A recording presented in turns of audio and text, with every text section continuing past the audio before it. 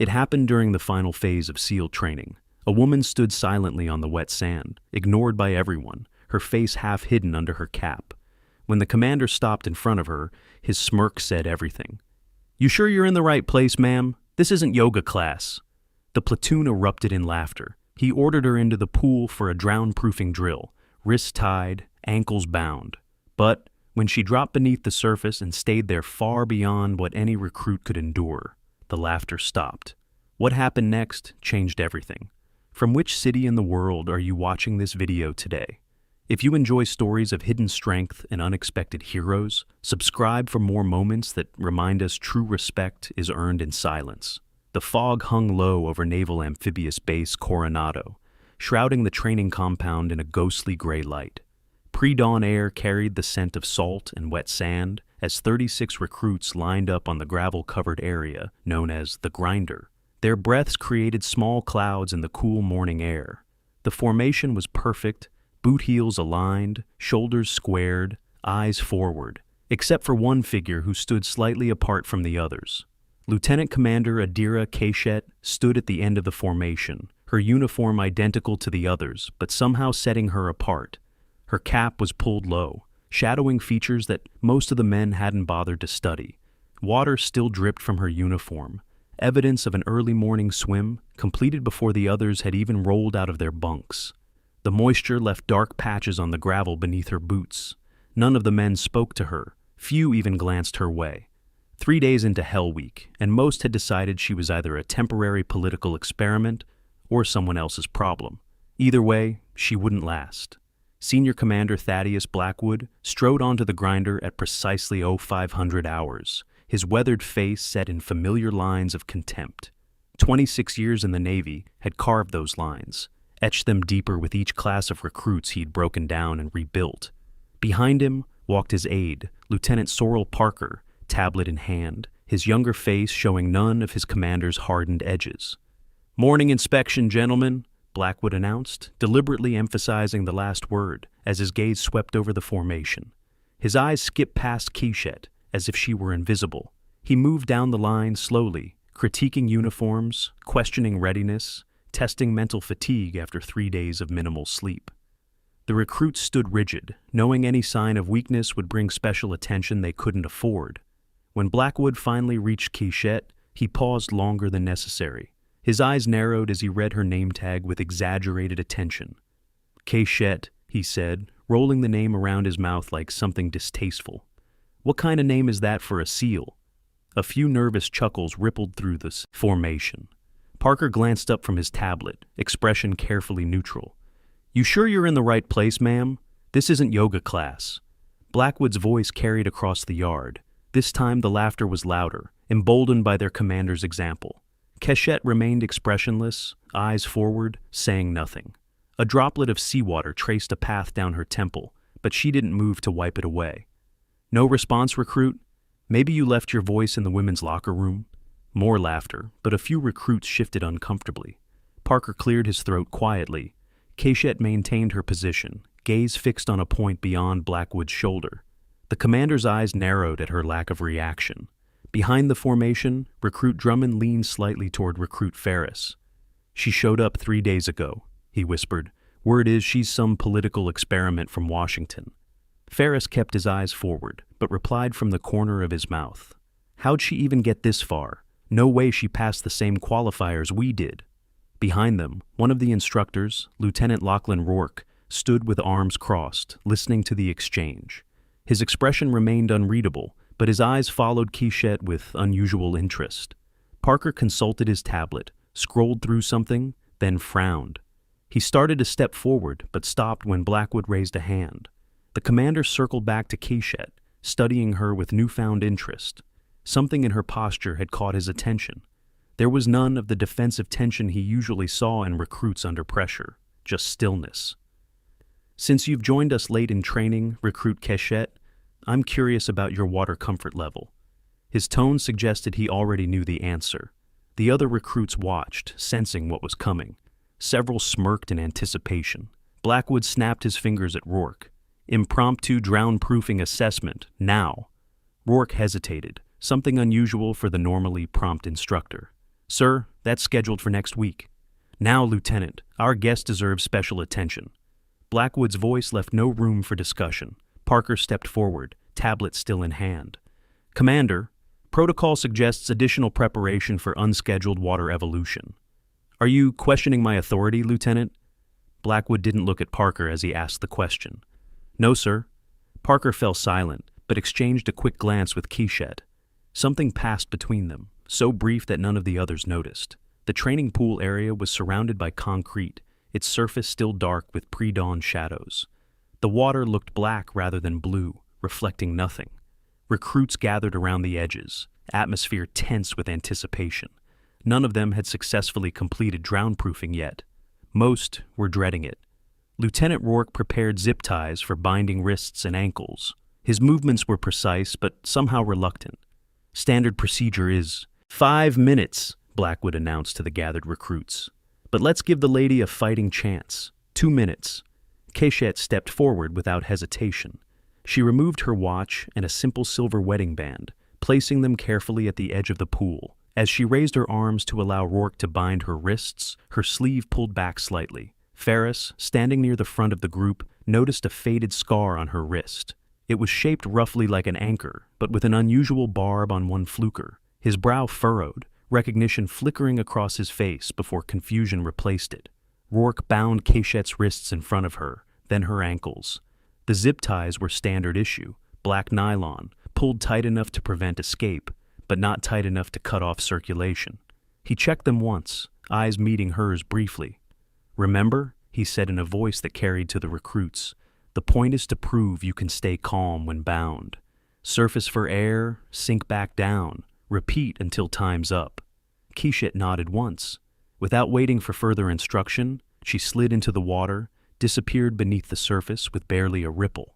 Blackwood started the timer on his watch. The recruits leaned forward, curious despite themselves. 30 seconds passed. The water was still, dark. Some of the men started whispering, making quiet bets about how long she'd last, before panicking. $50 says she signals for help before the minute mark, one whispered. You're on. I give her 30 more seconds tops. At exactly 1 minute, Keshet surfaced briefly for air. Her technique was perfect, bobbing upright despite bound limbs, taking a controlled breath before sinking back down. There were no signs of struggle, no wasted movement. Blackwood's eyes narrowed as he observed her technique. The bobbing motion she used to surface was uncommonly efficient, a method taught to combat divers rather than basic trainees. His gaze shifted to Parker, who was pointedly looking at his tablet rather than his commander. Another 30 seconds passed. Keshet surfaced again, took another controlled breath, submerged. Ferris leaned toward Drummond. That's not beginner technique, he whispered. That's advanced operator work. What do you mean? Drummond asked. The way she's controlling her buoyancy. They don't teach that until after Bud S. That's the kind of thing you learn for actual operations. Other recruits had fallen silent, watching with growing unease as the timer approached 2 minutes. The 2-minute mark arrived. Keshet didn't surface. Rourke stepped toward the edge of the pool, concern evident in his posture. Time's up, he called. Blackwood raised his hand. Wait. 15 more seconds passed. No movement disturbed the water's surface. She should be coming up on her own, sir, Rourke said, voice taut. Give her more time, Blackwood replied, but his confident expression had begun to falter. 30 seconds beyond the time limit. The water remained. Still. No bubbles, no movement. Parker rushed to the edge. Something's wrong! As Rourke prepared to dive in, the water's surface broke. Keshet emerged, perfectly balanced despite her bonds, breathing controlled and measured. Water streamed from her close-cropped dark hair, down a face that showed no distress whatsoever. But instead of swimming to the edge as expected, she locked eyes with Blackwood across the distance. Her gaze held his for 3 full seconds. Then, deliberately, she sank back beneath the surface. The pool area fell silent. Even Blackwood seemed momentarily at a loss. What the hell is this? He finally demanded, turning to Parker. Parker hesitated, then reluctantly handed him the tablet. Sir, I tried to tell you earlier. The commander snatched the device, scanned the screen with growing disbelief. The document displayed was a partial service record, most details redacted with thick black lines. But the qualification dates visible were impossible for a new recruit. They indicated years of service, specialized training completed long before this course had begun. Blackwood's face drained of color. "Get her out," he ordered. "Now." 3 minutes and 15 seconds after first entering the water, Cachette surfaced at the far end of the pool. She performed a perfect dolphin kick to reach the edge despite her bound ankles. The movement was smooth, practiced, the kind of maneuver that comes only with years of training. Rourke helped her out of the water, and as he did, her sleeve pulled up further than before. There, partially visible on her upper forearm, was a tattoo that caused Rourke to freeze momentarily, a gold trident with 2 stars. The significance wasn't lost on those recruits with enough background knowledge.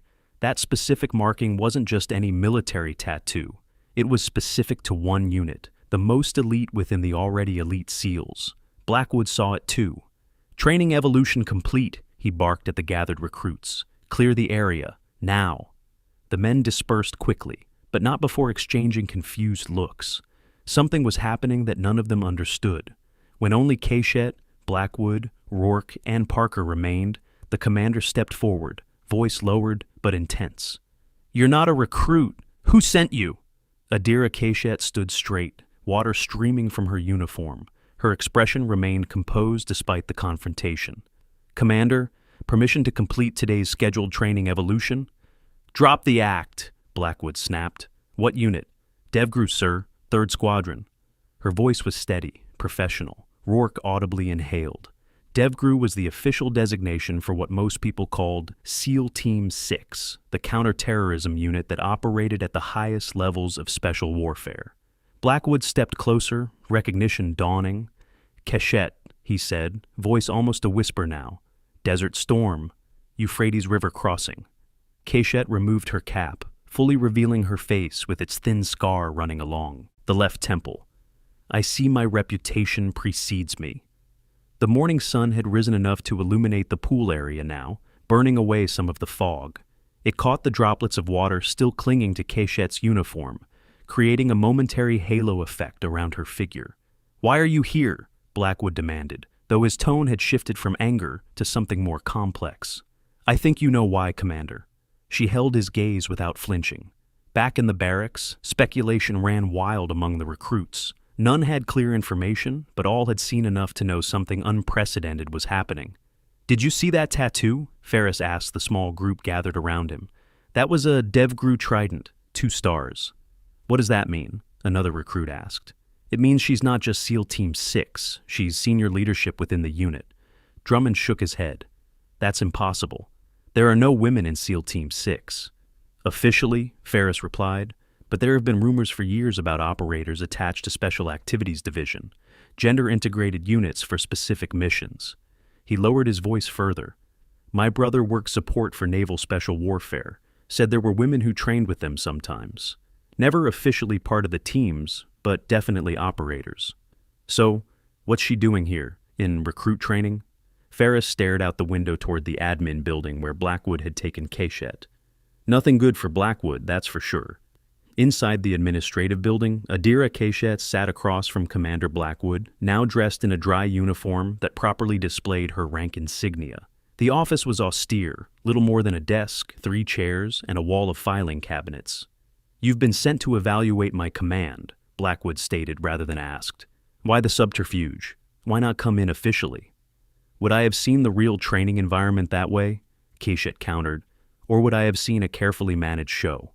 Parker and Rourke stood at opposite sides of the room, silent observers to the confrontation.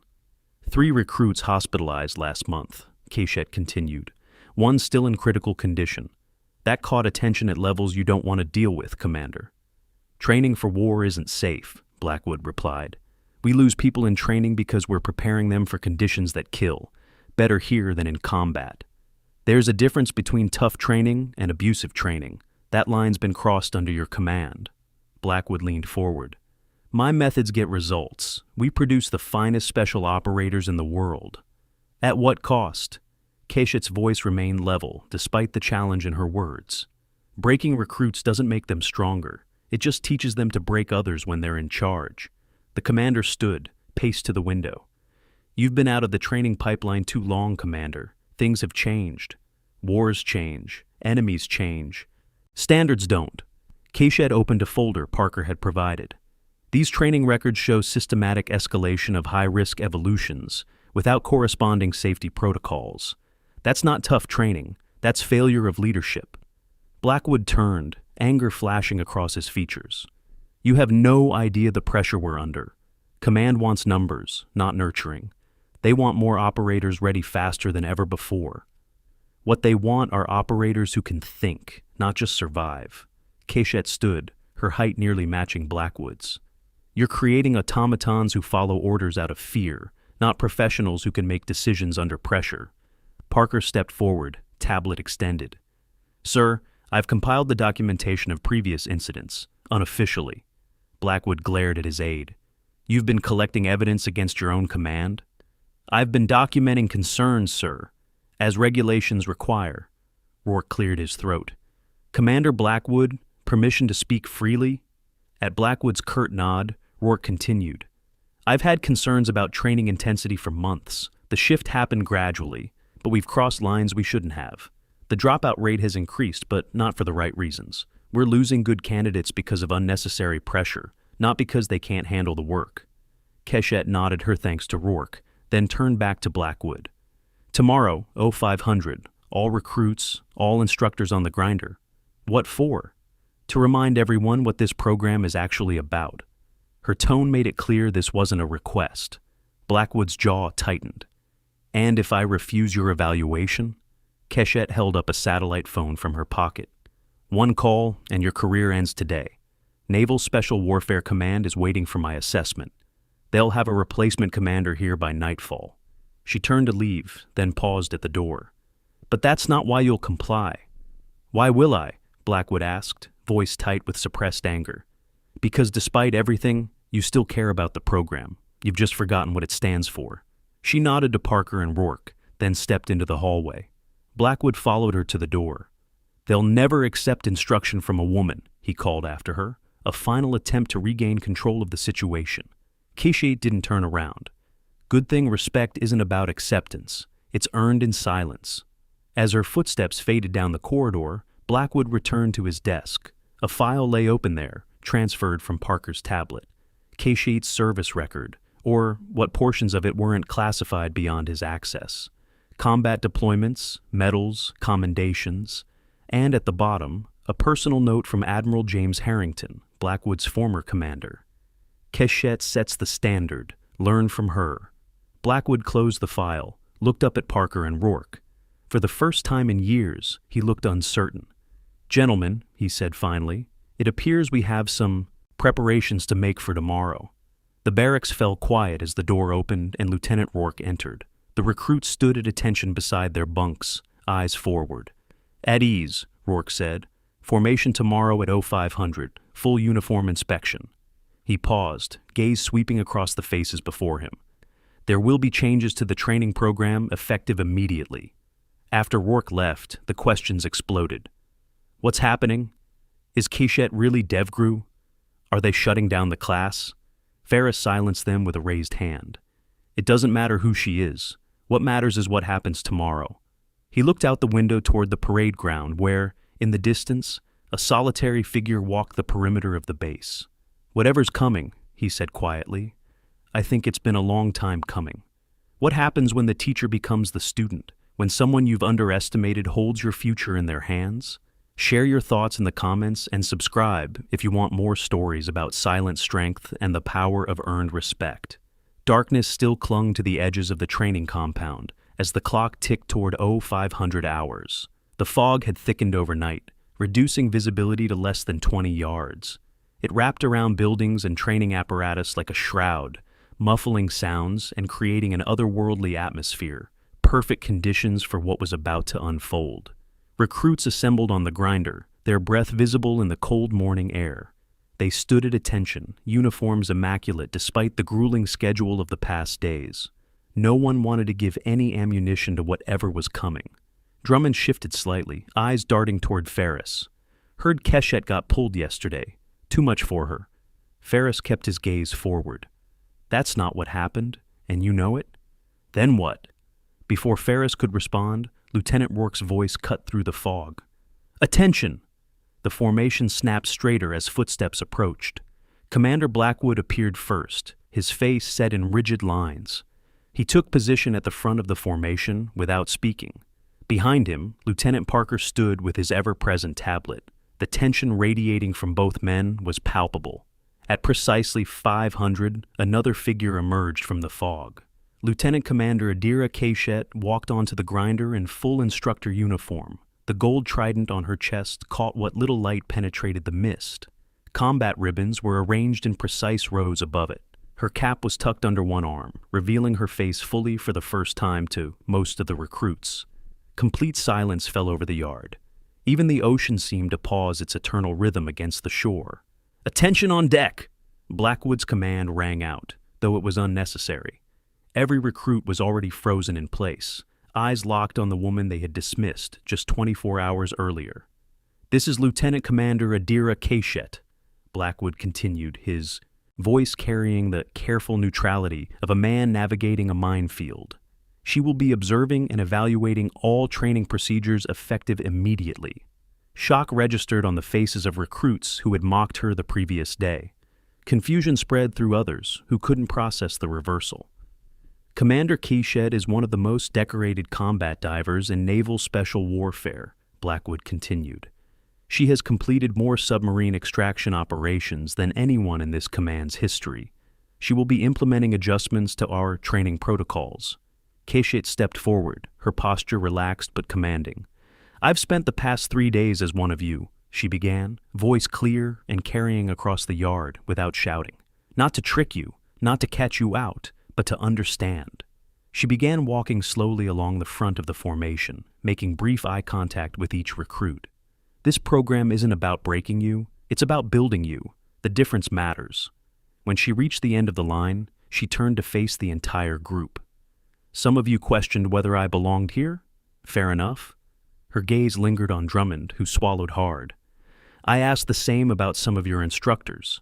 The implication hung in the air like the fog surrounding them. No one moved. Today we're resetting, Cachette continued. Starting with drown-proofing, every recruit, every instructor in the pool at 600. I'll demonstrate the standard, the correct standard. She turned to Blackwood. Commander, I'd like to review the full training schedule with your staff immediately. Of course, Commander. Blackwood's tone was professional, but the muscle ticking in his jaw betrayed his discomfort. As the senior officers moved toward the admin building, the recruits remained at attention until Rourke dismissed them. The moment they were released, the questions erupted. What the hell just happened? Did anyone know she was an operator? DevGru? She's seriously DevGru? Ferris watched the retreating figures of Blackwood and Cachette, his expression thoughtful. She played us all, he said quietly, and we failed the test. Inside the administrative building, the atmosphere was charged as Cachette faced the assembled training cadre. 8 instructors sat around a conference table, with Blackwood at its head and Cachette standing at a whiteboard. Tactical training schedules were pinned across the walls, punctuated by motivational quotes about pushing limits and embracing pain.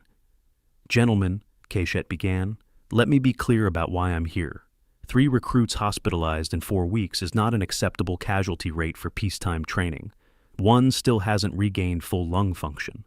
She turned to the whiteboard, wrote 3 names. Martinez, Calloway, Tennyson. She underlined the last name. Tennyson may never dive again. That's not weeding out the weak. That's damaging valuable assets. With respect, Commander, one of the instructors interjected, SEAL training has always had casualties. Casualties, yes. Preventable injuries, no, Cachette replied. I've reviewed the incident reports. All 3 occurred during unauthorized training evolutions. Evolutions not in the approved syllabus. She fixed her gaze on Blackwood. Evolutions that appear nowhere in the official documentation, yet somehow became standard practice. The room fell silent. Several instructors shifted uncomfortably in their seats. I'm not here to end careers, Cachette continued after the pause had stretched long enough. I'm here to correct course. We start today with proper drown-proofing technique. Tomorrow, we revise the night evolution procedures. By the end of the week, this command will be back in compliance with naval special warfare standards. Blackwood leaned forward. And if we disagree with your assessment, Commander, then we can take it up with Admiral Harrington. I believe you know him well." The name landed like a depth charge. Admiral Harrington was not only Blackwood's former commander, but now the head of all naval special warfare. His support of Keshet's mission was implicit in her presence. "That won't be necessary," Blackwood replied, the fight visibly draining from him. "We'll cooperate fully." An hour later, the training pool area was transformed. What had been a scene of intimidation the previous day was now arranged for proper instruction. Keshet stood at the edge, now dressed in a standard-issue swimsuit that revealed more of her history than her uniform had. Scars mapped her body like a topographical chart of past missions. The anchor-shaped mark on her wrist was now fully visible, as was a long surgical scar across her left thigh. Most striking was the trident tattoo on her upper arm, the 2 stars beneath it indicating a level of operational experience few achieved. None of the recruits spoke as she addressed them. "Drown-proofing isn't about endurance," she began. "It's about technique and control. Survival isn't about how long you can hold your breath. It's about conserving energy when it matters most." She demonstrated proper bobbing technique, explaining each movement with precision. "Your lungs are your primary buoyancy device. Proper breath control lets you surface with minimal effort." When she finished the demonstration, she had Rourke bind her wrists and ankles with zip ties. "Watch closely," she instructed. "I'll show you the full evolution at combat speed." She entered the water smoothly. For 5 full minutes, she executed perfect technique, surfacing for air with such minimal movement that she barely disturbed the water's surface. When she completed the demonstration, the recruits and even some of the instructors applauded spontaneously. Over the next 2 hours, Keshet worked with each recruit individually, correcting technique, demonstrating proper body position, teaching the subtle skills that meant the difference between comfortable control and desperate struggle. By mid-morning, recruits who had been terrified of the evolution were executing it with growing confidence. Blackwood observed from a distance, his expression unreadable. When Parker approached with the tablet, he waved him away. "Not now." "Sir, Admiral Harrington is requesting an update." Blackwood's jaw tightened. "Tell him training continues according to Commander Keshet's directives." The morning transitioned to afternoon. Other training evolutions followed, each modified under Keshet's supervision. Navigation exercises, team movement drills, radio procedures. In each case, she demonstrated, corrected, improved. Never harsh, never berating, but accepting nothing less than the standard. As the sun began its descent, Keshet called the recruits together for a final briefing. They gathered around her, exhausted but alert, in a way they hadn't been under the previous regime. They were learning, not just enduring. "Tomorrow," she announced, "night infiltration training, 2,200 hours. Be prepared for cold water and difficult conditions, but also be prepared to do it right." She looked directly at Ferris and Drummond. "Questions?" Drummond raised his hand. "Commander, permission to speak freely?" At Keshet's nod, he continued. "Why did you let us believe you were just another recruit? Why not identify yourself from the start?" "Would you have shown your true colors if I had?" Keshet countered. "Would Commander Blackwood have run training the way he actually runs it? Or would I have seen a performance?" She looked around at the group. "Sometimes the only way to understand a situation is to experience it from the inside. I needed to know if what I'd heard about this command was true." "And was it?" Ferris asked quietly. "Yes and no," Keshet replied.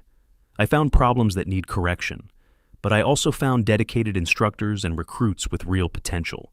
Her gaze lingered on Rourke. "Sometimes good people get caught in bad systems. My job is to fix the system, not punish the people."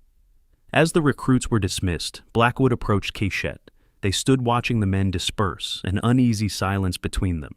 "You've made your point," Blackwood said finally. "The men respect you.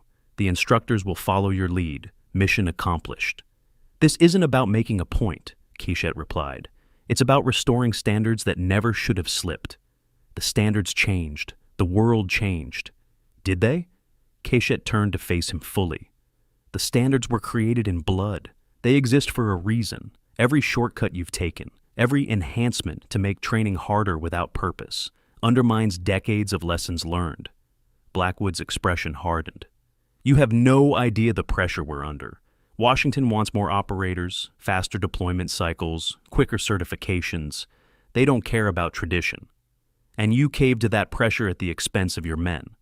I adapted to reality, Blackwood snapped. Something desk. Officers at Naval Special Warfare Command wouldn't understand. Keshet's eyes flashed. I was pulling combat operations when you were still running qualifying courses, Commander. Don't lecture me about reality. She stepped closer, voice lowered.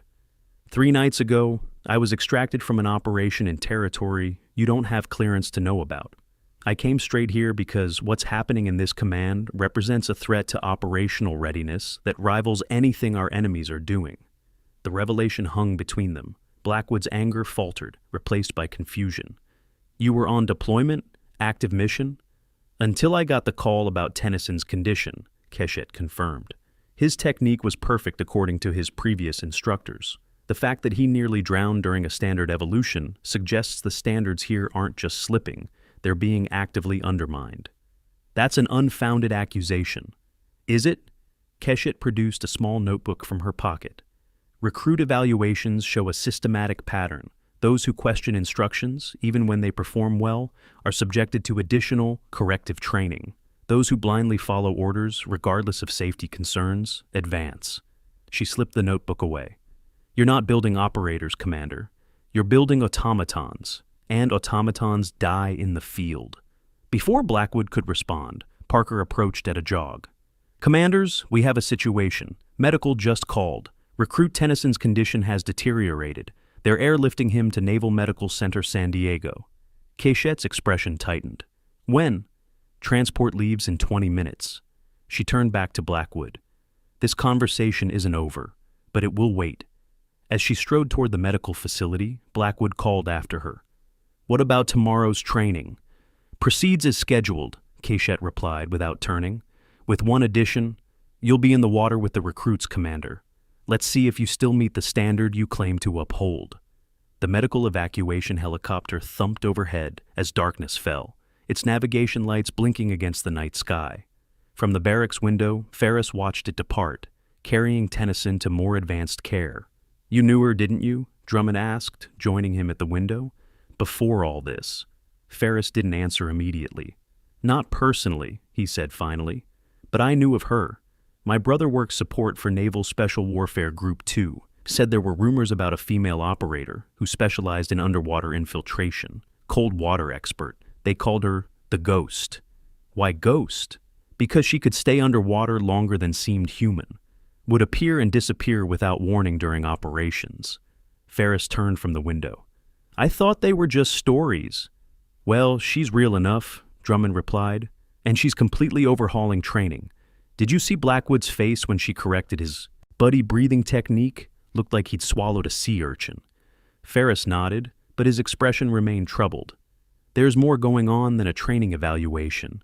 The way she and Blackwood talk, the tension between them, it's personal somehow.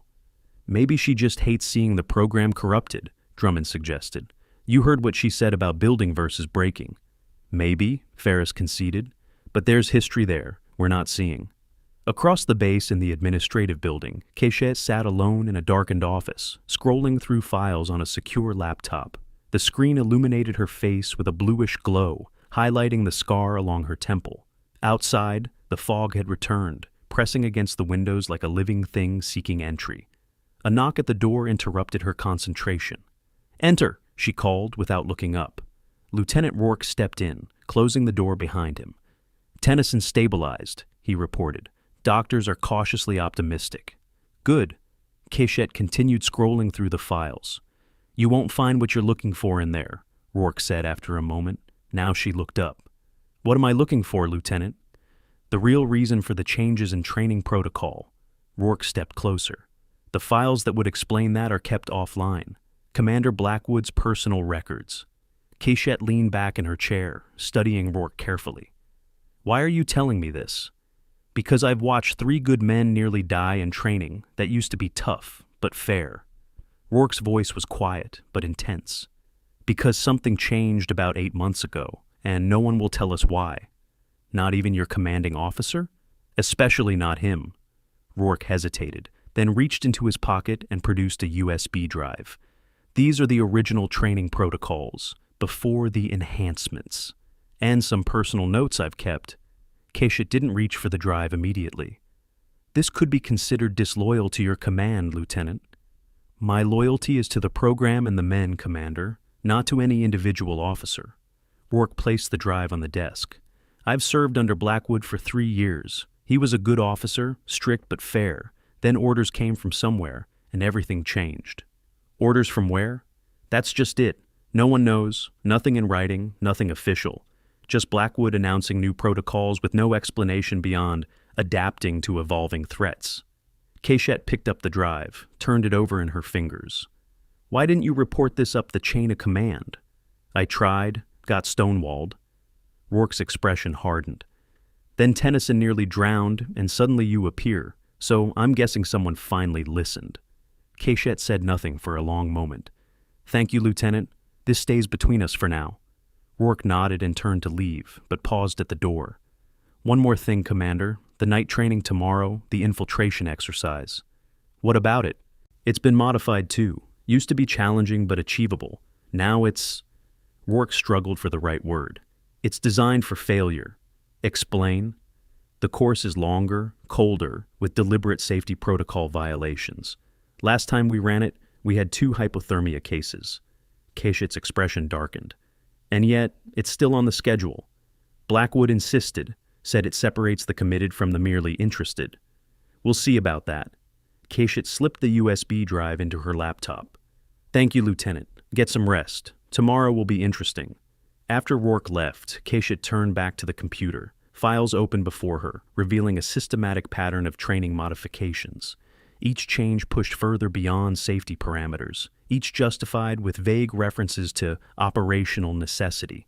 But one document captured her attention completely, an email, partially redacted, from an unnamed source outside the normal chain of command.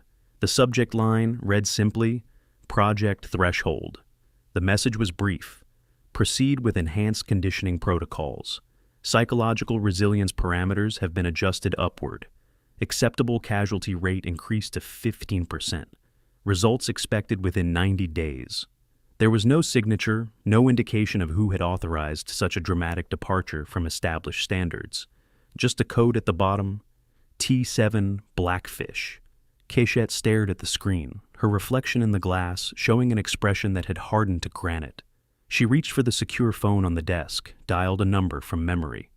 "This is Keshet," she said when the line connected. "Authorization Bravo Echo 97 Tango. I need to speak to Admiral Harrington immediately." She waited, gaze fixed on the codename on the screen. "Admiral," she said finally, "we have a problem. Project Threshold isn't just a training modification. Someone's running an unauthorized psychological conditioning program within Bud-S." She listened to the response, her expression growing more concerned. "Yes, sir, I understand." Another pause. "No, Blackwood may not be the originator. The authorization comes from outside Navy channels." She disconnected the call after a few more exchanges, sat motionless for several minutes. The fog outside had thickened further, obscuring even the lights of nearby buildings. Decision made, she closed the laptop and secured it in a safe beneath the desk. Whatever was happening at Coronado went beyond training standards. Someone was experimenting with the psychological breaking points of elite operators, using the training pipeline as their laboratory. And tomorrow night's exercise would almost certainly be designed to push those limits even further. Morning arrived with unusual clarity, the fog having retreated temporarily to reveal a brilliant sunrise over the Pacific. Recruits and instructors moved through the day's evolutions with renewed focus, the presence of Commander Keshet elevating performance across the board. Blackwood participated in every exercise, demonstrating that he could still perform at the level he demanded of others. If he resented Keshet's presence or authority, he concealed it behind professional courtesy. But the tension between them remained palpable, electric in its intensity. As evening approached, preparations began for the night infiltration exercise. Equipment was checked, safety protocols reviewed, support boats positioned. On the surface, everything followed standard procedure, but Keshet noticed subtle deviations from the established playbook.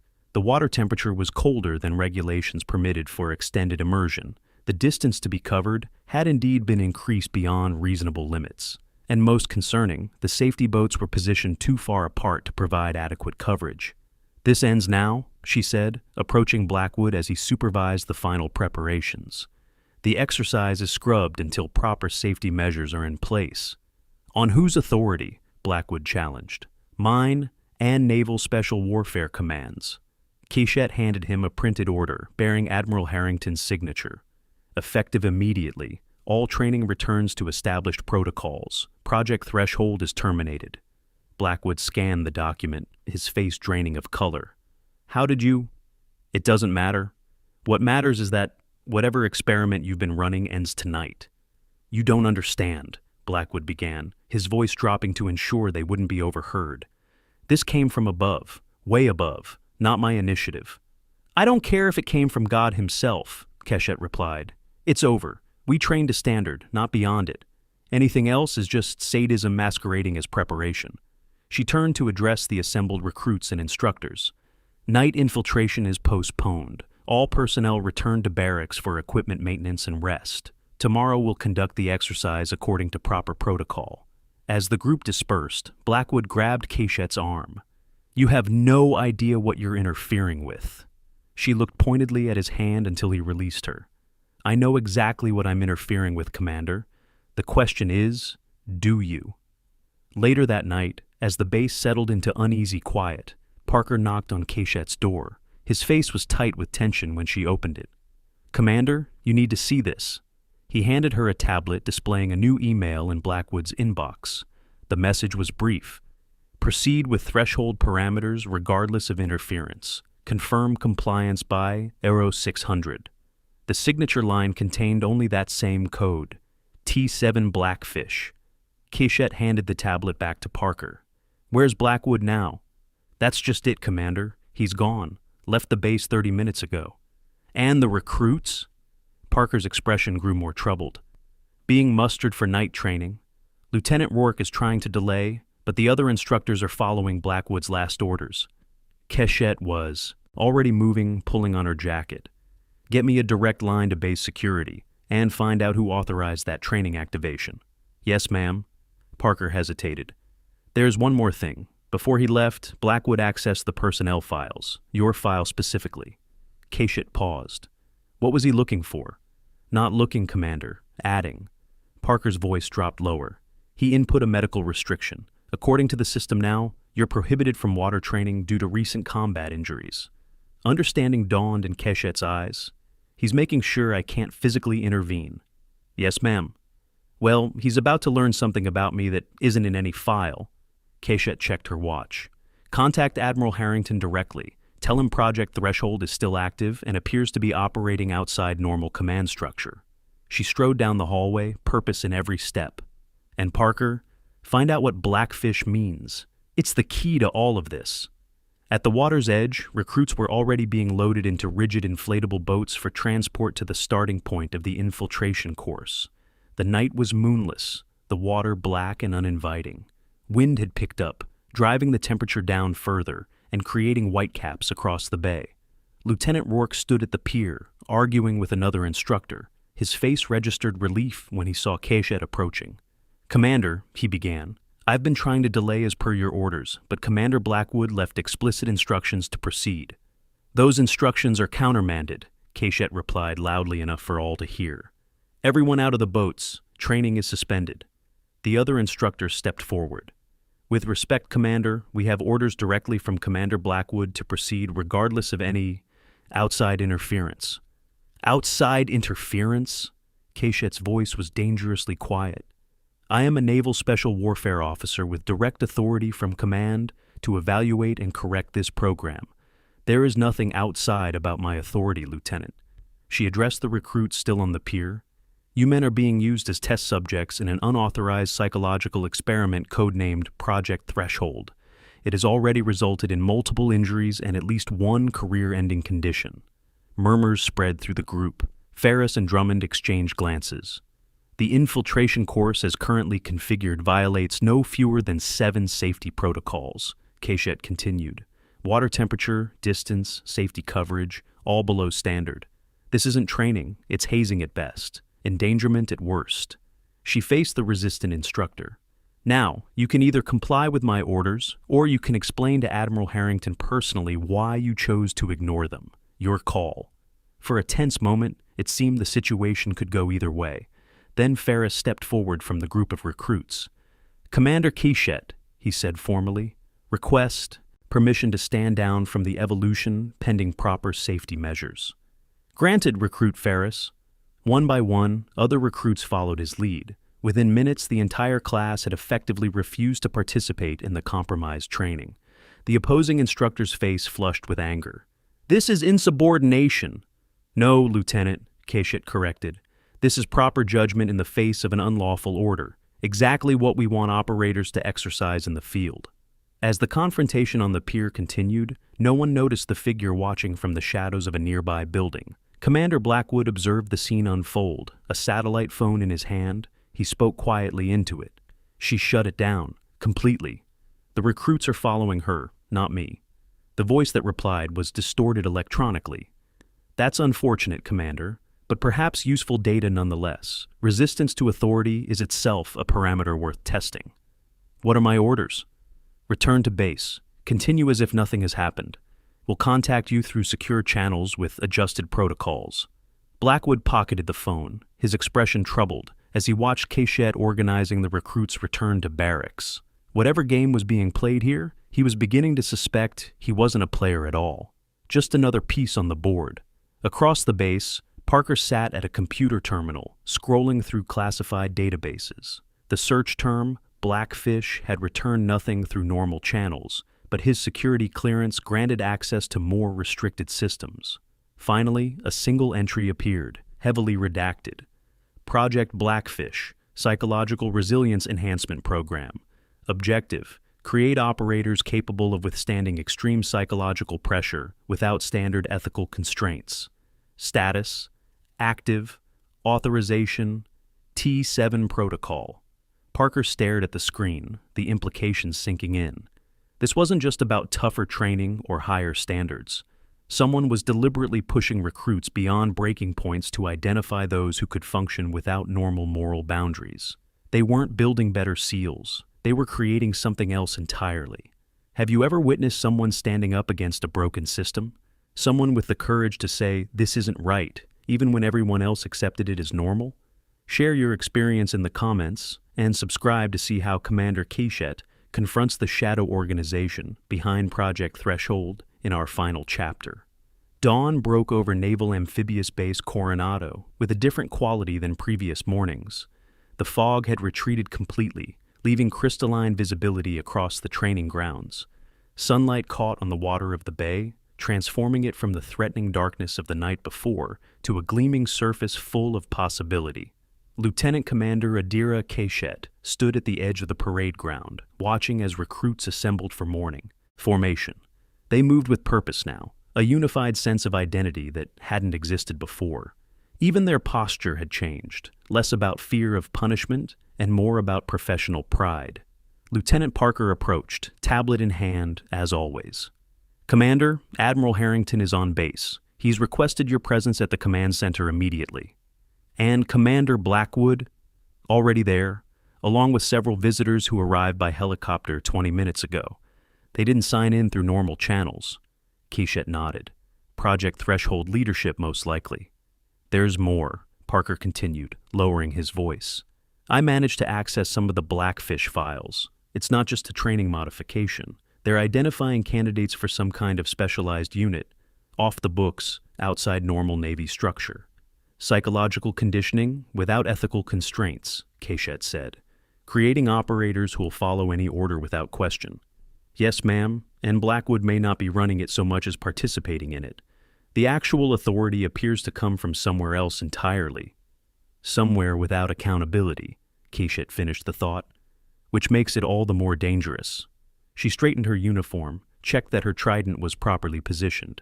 "Have Lieutenant Rourke continue with scheduled training. Standard protocols only. And if anyone countermands that order, then we'll know exactly who's aligned with Blackfish." Quichette started toward the command center, then paused. "Parker, I need one more thing. Pull Recruit Tennyson's complete medical file. I want to know exactly what happened to him." "Already done." Parker handed her a sealed folder. It's worse than we thought. The command center hummed with tense activity when Keshet arrived. Through the glass walls of the conference room, she could see Blackwood seated at the table alongside Admiral Harrington and 3 civilians in dark suits. Their conversation appeared heated. Commander Ellis, the base executive officer, intercepted Keshet before she could enter. "Commander, I need to brief you before you go in. This situation has escalated beyond training protocols." "I'm aware, Commander. Project Threshold is an unauthorized psychological conditioning program operating within BUD-S. Ellis looked surprised. "You've been thorough. Yes, and the personnel from Defense Intelligence Agency are here to shut down your investigation." DIA? Keshet hadn't expected that connection. They have no authority over naval special warfare training. That's the argument Admiral Harrington is making, but they're claiming national security priorities. Ellis glanced toward the conference room. "Just so you know where the battle lines are drawn." "Understood. Thank you." Keshet straightened her shoulders and entered the conference room. Conversation stopped abruptly. All eyes turned toward her. Admiral Harrington spoke first. "Commander Keshet, thank you for joining us. We were just discussing your findings regarding training modifications." One of the suited men, older with steel-gray hair and cold eyes, studied Keshet with undisguised skepticism. "Commander, I'm Director Wells with Defense Intelligence Agency. I understand you've taken it upon yourself to interfere with specialized training protocols authorized at the highest levels. If by interfere you mean prevent unauthorized experimentation on Navy personnel, then yes, sir, I have." Keshet remained standing, her posture relaxed but commanding. "Commander Keshet," Blackwood began, his tone conciliatory, "these gentlemen have explained that Project Threshold has proper authorization, just through channels outside our normal chain of command. Then they should have no problem producing that authorization," Keshet replied. She placed Tennyson's medical file on the table. "Because what I see is evidence of deliberate endangerment of naval personnel for purposes that have nothing to do with SEAL qualification." Wells leaned forward. "Commander, some aspects of national security require approaches that may seem unconventional. Project Threshold identifies candidates with exceptional psychological resilience for specialized assignments. By pushing them until they break? By testing their limits in controlled conditions." Keshet opened the medical file, turned it toward Admiral Harrington. "Recruit Tennyson suffered pulmonary barotrauma during a night diving evolution that violated 6 different safety protocols. His medical records were subsequently altered to suggest a pre-existing condition. That's not testing limits, Director Wells. That's criminal negligence." Wells's expression hardened. "Commander, you're overstepping your authority. Project Threshold has clearances beyond your level." "Does it have presidential authorization for human experimentation?" Keshet countered. "Because without that, it violates the Uniform Code of Military Justice, the Geneva Convention, and U.S. federal law." Admiral Harrington studied the medical file, his face darkening. "Is this verified, Commander?" "Yes, sir. Lieutenant Parker recovered both the original and the modified records. The timestamps on the modifications correspond with the implementation of Project Threshold parameters." Blackwood shifted uncomfortably. "Admiral, I was assured all protocols had proper medical oversight." "You were lied to, Commander," Keshet said, "just as you lied to your instructors and recruits." The third civilian, who had remained silent until now, finally spoke. "Perhaps we should discuss this privately, without junior officers present." "I don't think so," Admiral Harrington replied. "Commander Keshet was sent here at my direct order to investigate training irregularities. She stays." Wells tried a different approach. "Commander Keshet, your record in naval special warfare is exemplary. Multiple combat deployments, commendations for the Euphrates operation, qualified in ways that few operators ever achieve. You understand better than most the need for specialized capabilities in today's threat environment." "I do," Keshet agreed, "which is why I know that what you're doing isn't creating better operators, it's breaking good ones." She turned to Admiral Harrington. "Sir, I respectfully request permission to address the entire training cadre and recruit class. They deserve to know what's been happening and how it will be corrected." Wells interjected before Harrington could respond. "That's out of the question. Project Threshold remains classified." "Not anymore," said a new voice from the doorway. Lieutenant Parker stood there, accompanied by a military police officer. "Sir, I've forwarded the complete Project Threshold files to Naval Inspector General and the Senate Armed Services Committee. They're expecting the Admiral's call."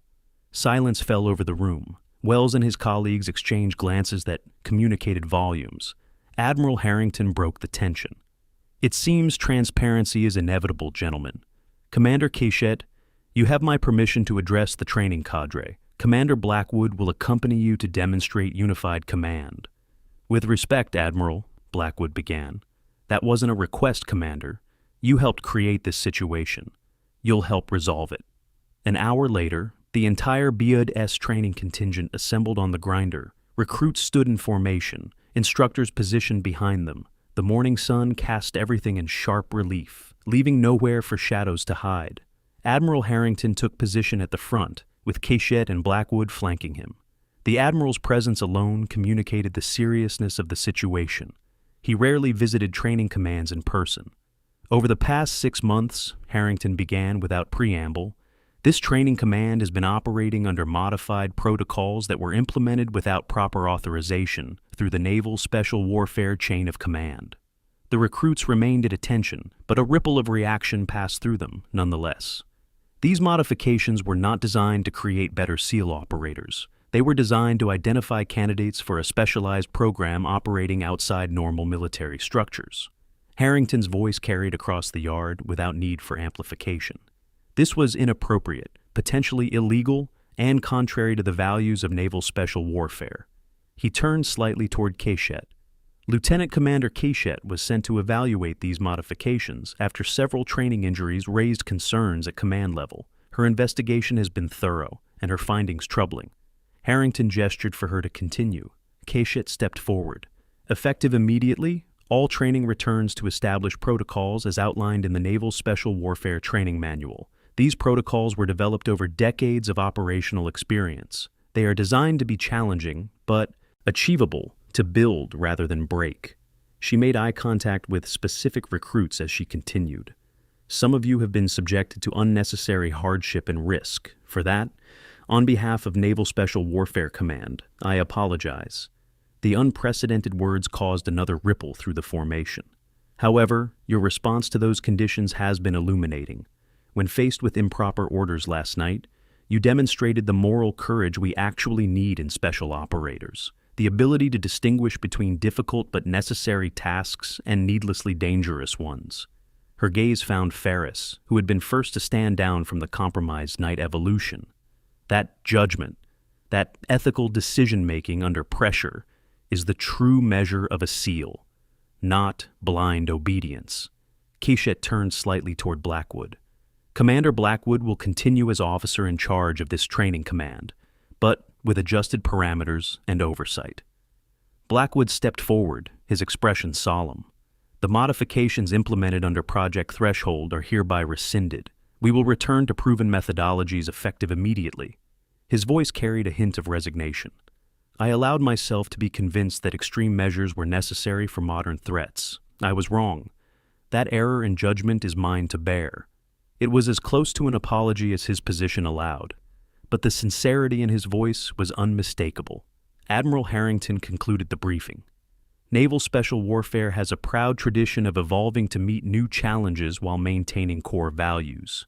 We lost sight of that balance temporarily. It won't happen again." As the formation was dismissed, Cachette noticed the 3 DIA representatives watching from the administration building, their expressions unreadable. They might have lost this battle, but she doubted they had abandoned their objective entirely. Some wars continued in shadows even after public victories. The day progressed with a new energy across the training compound. Instructors conducted evolutions according to standard protocols, challenging but fair. Recruits responded with renewed commitment, understanding now that the true test had never been about physical breaking points, but about moral ones. Cachette moved throughout the base, observing, occasionally offering guidance, but mostly allowing the natural rhythm of proper training to reassert itself. By afternoon, the transformation was remarkable. The atmosphere had shifted from fear-driven performance to purpose-driven excellence. She found Lieutenant Rourke supervising the obstacle course, stopwatch in hand, as recruits navigated the challenges in teams rather than as isolated individuals. "Quite a difference," she commented. Rourke nodded. They're performing better with the standard protocols than they did with the enhanced ones. Fewer injuries, faster completions. Almost like the original standards were developed through years of actual experience, rather than theoretical psychology, Keshet replied, with the ghost of a smile. Commander, Rourke began, then hesitated. The recruits are talking. About you, about what happened. The story's growing. Stories tend to do that. They're saying you were sent to evaluate Blackwood specifically. That command knew something was wrong long before Tennyson's injury. Keshet watched a team of recruits supporting each other through a particularly challenging obstacle. What do you think, Lieutenant? I think naval special warfare protects its own, and I think you were protecting something more important than any individual career. The standards exist for a reason, Keshet said simply. They've been written in blood over decades. Abandoning them isn't evolution, it's amnesia. Later that afternoon, Keshet received word that recruit Tennyson's condition had stabilized further. He would recover, though his diving career was over. A small victory in the larger conflict, but one that mattered intensely to the young man, whose future had been casually jeopardized by Project Threshold. As evening approached, she found herself drawn to the pool where the confrontation with Blackwood had begun. The facility was empty now, the water still and reflecting the golden light of sunset. She sat at the edge, removed her boots, and dangled her feet in the water. Commander Blackwood's voice came from behind her. Peaceful now? Hard to believe it was the center of so much conflict. Water always returns to its natural state given the chance, Keshet replied without turning. People can too. Blackwood sat beside her, though he kept his boots on. Admiral Harrington has accepted my request for transfer. I'll be leaving Coronado at the end of the month. That wasn't my objective. I know, but it's the right call. Blackwood stared at the water. I lost perspective, started believing that harder automatically meant better. We all get lost sometimes, Keshet said. The mark of a good officer is finding your way back. Is that forgiveness, Commander? It's understanding. There's a difference. She looked at him directly. You were manipulated by Project Threshold, but you also allowed yourself to be manipulated because it aligned with your preconceptions. Blackwood nodded slowly. About training, about who belongs in the teams, about a lot of things. They sat in silence for a moment, the water lapping gently against the sides of the pool. The DIA representatives are gone, Blackwood said finally. But I doubt Project Threshold is truly shut down. They'll just move it elsewhere, rename it, try again. Probably, Keshet agreed. The desire for operators without ethical constraints is nothing new. Every generation has to fight that battle again. She stood, water dripping from her feet onto the concrete. That's why the standards matter, Commander. Not just the physical ones, but the moral ones. They're our compass when the fog rolls in. The next morning arrived, with perfect clarity again, as if the weather itself was affirming the return to established order. Recruits assembled on the grinder for morning formation, instructors in their proper positions. Keshet observed from a distance, Parker at her side. Status report, Lieutenant. Recruit Tennyson will be discharged with full medical benefits. The training schedule has been reset to standard protocols. Admiral Harrington has initiated a full review of all Naval Special Warfare training commands to ensure no other unauthorized modifications are in place. And Project Threshold? Officially disbanded. Unofficially, the Senate Armed Services Committee has opened a classified inquiry into DIA's involvement in military training programs. Keshet nodded, satisfied with the outcome, but under no illusions that the larger war was won. And my next assignment? Orders came through this morning. You're to evaluate the training command at Little Creek once you've completed here. Looking for more Blackfish operations. Yes, ma'am. Admiral Harrington wants to ensure this was isolated to Coronado. She doubted it was, but that battle would come in its own time. For now, there was still work to be completed here. Blackwood conducted the morning briefing with renewed professionalism. The day's evolutions were outlined, safety parameters emphasized, objectives clearly stated. He was returning to the commander he had been before. Outside influences corrupted his perspective. As the recruits moved toward their first training station, Ferris approached Keshet. Permission to speak, Commander? Granted. The men wanted me to convey our appreciation for what you did. Ferris stood tall, his his bearing reflecting the professional he was becoming. We understand now that the standard isn't just about physical performance. What is it about, Recruit Ferris? Integrity, ma'am. Doing the right thing even when it's harder, especially when it's harder. Cachette studied him thoughtfully. You were the first to stand down from that night evolution. That took courage. It wasn't courage, Commander. It was trust. In you, in what you represent. The standard, Cachette said with the hint of a smile. Yes, ma'am, the real standard. After Ferris rejoined his class, Cachette made her way to the administrative building where her temporary office had been established. There was still documentation to complete, recommendations to formalize, transitions to manage before she could move to her next assignment. She found a package on her desk, unmarked except for her name. Inside was a small wooden box, hand-carved with the seal trident. A note accompanied it, unsigned but clearly in Blackwood's handwriting, for reminding us what the standard truly means. Inside the box was a set of gold jump wings, identical to those worn by the first generation of Navy frogmen who had established the legacy Cachette now worked to protect. 1 month later, the training compound at Naval Amphibious Base, Coronado operated with renewed purpose. Commander Blackwood had been replaced by a new officer in charge, one thoroughly vetted by Admiral Harrington personally. Lieutenant Rourke had been promoted to executive officer, his ethical stand during the Project Threshold crisis recognized and rewarded. The class that had experienced the transition had developed an unusual bond, forged in the crucible of moral as well as physical challenges. They moved toward graduation with exceptional proficiency scores and equally impressive teamwork evaluations. Lieutenant Commander Cachette stood on the observation platform overlooking the training pool. A new drown-proofing exercise was underway, conducted according to proper protocols under Lieutenant Parker's supervision. The recruits moved through the evolution with confidence built on proper training rather than fear of failure. Admiral Harrington joined her on the platform. Impressive transformation, Commander. They just needed proper guidance, sir. As do we all. Harrington handed her a folder. Your findings from Little Creek, another Project Threshold operation. Similar but not identical. They called it Operation Deepwater. Same objectives, different methodologies. Cachette had spent 2 weeks unraveling another unauthorized conditioning program on the East Coast. I've included recommendations for corrective actions. Already being implemented. Harrington closed the folder. The Senate inquiry is expanding. 3 more sites identified with similar unauthorized programs, all traced back to the same intelligence directorate. A coordinated attempt to create deniable assets. Exactly, assets without the ethical constraints that might prevent certain types of operations. Harrington's expression was grim. We've been down this road before. It never leads anywhere good. Cachette nodded her agreement. The standards exist for a reason. Indeed they do. Harrington turned to face her directly. Which is why I'm appointing you as Special Advisor for Training Standards across all Naval Special Warfare commands. Effective immediately. The promotion was unexpected. Sir, we need someone who understands why the standards matter, Commander. Someone who can recognize when they are being undermined and has the moral courage to stand against that pressure.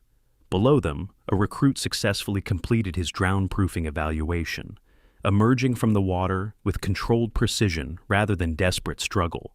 His classmates applauded spontaneously. Building rather than breaking, Cachette observed quietly. Exactly. Harrington extended his hand. Congratulations, Commander, or should I say, Captain. The promotion comes with the position. Later that day, as sunset painted the sky in shades of orange and gold, Cachette walked along the beach where recruits typically began their day with punishing physical training. The sand was empty now, marked only by the eternal rhythm of waves advancing and retreating.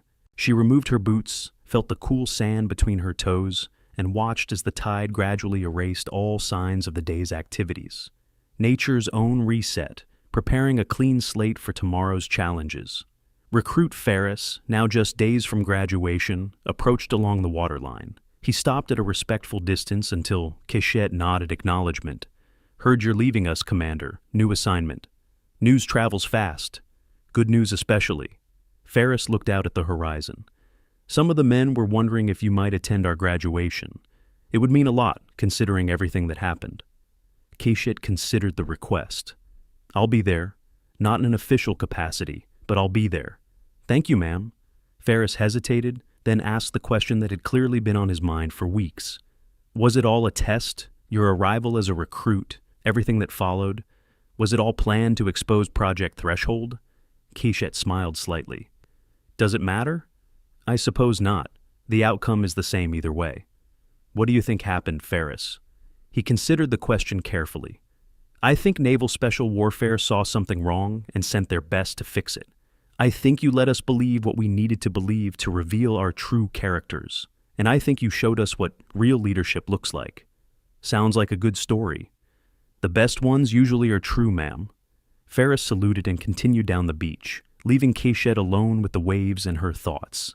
The sand beneath her feet shifted with each retreating wave, a reminder that foundations need constant attention to remain solid.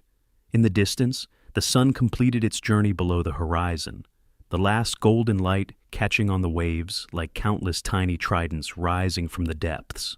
Darkness would come, as it always did, but with it the certainty that light would return again.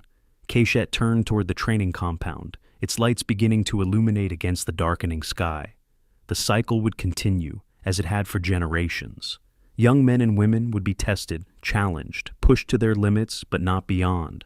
Standards would be upheld, not because they were comfortable or easy, but because they had been written in the blood and sacrifice of those who came before. And when the fog of confusion or corruption inevitably rolled in again, there would be those who remembered why the standards mattered, who would stand against the darkness until clarity returned. It wasn't just about building better operators. It was about preserving the soul of the service itself, one training class at a time. Some battles are fought with weapons, others with courage and conviction. The hardest ones are fought from within, where the only true standard is the one we hold ourselves to when no one else is watching. Have you ever witnessed the quiet courage of someone who stood for what was right when it would have been easier to go along with the crowd? Share your thoughts in the comments below and subscribe for more stories about the heroes who fight the battles we rarely see, but that define who we truly are.